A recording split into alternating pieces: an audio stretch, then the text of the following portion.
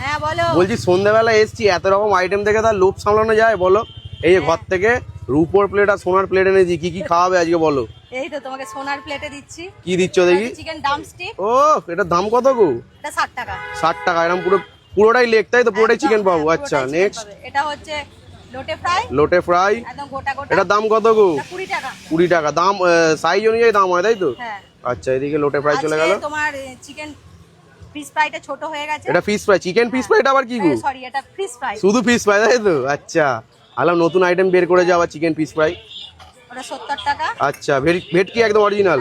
আচ্ছা, এদিকে নেক্সট। এটা হচ্ছে চিকেন পপকর্ন। ও, চিকেন পপকর্ন পুরো কি হচ্ছে মাইরি। আর এটা আছে ফিশ ফিঙ্গার। একটু দেখা ফিশ ফিঙ্গার সাইজটা। এই যে ক টাকা এটার দাম? এটা 30 টাকা। 30 টাকা। আচ্ছা, নেক্সট। আচ্ছা, এবার কি আছে এটা? সিগারেট। হ্যাঁ, একদম সিক্রেট মশলা। সিগারেট। ও আচ্ছা, এবার কি যাচ্ছে গো? এই তো তোমার কাসুন্দি সস, আর এটা হচ্ছে টমেটো সস।